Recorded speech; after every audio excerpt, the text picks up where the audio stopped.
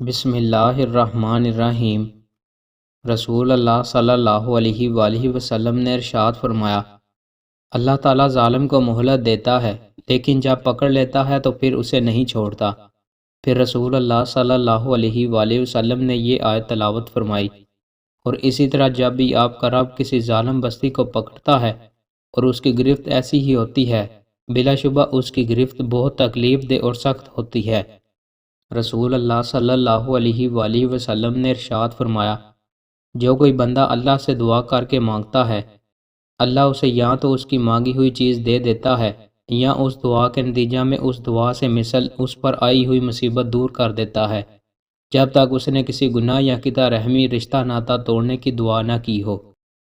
رسول اللہ صلی اللہ علیہ وآلہ وسلم نے ارشاد فرمایا، اے لوگو، دشمن سے مقابلے کی تمنا نہ کرو بلکہ اللہ سے عافیت مانگو۔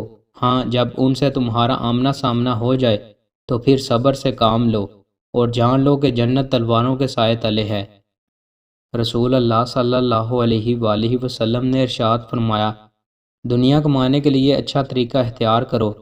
ہر انسان کے لیے وہ کام آسان ہو جاتا ہے جس کے لیے وہ پیدا کیا گیا ہے۔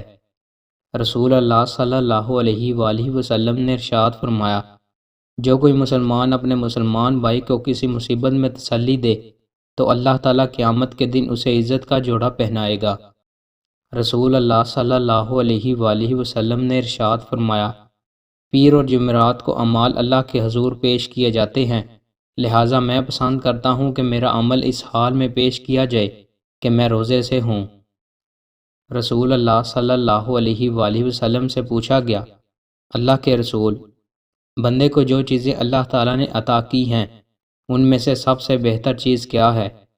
رسول اللہ صلی اللہ علیہ وآلہ وسلم نے ارشاد فرمایا، اچھے اخلاق۔ دوستوں، مزید اچھی ویڈیوز کے لیے ہمارے چینل کو سبسکرائب لازمی کریں۔ بہت شکریہ۔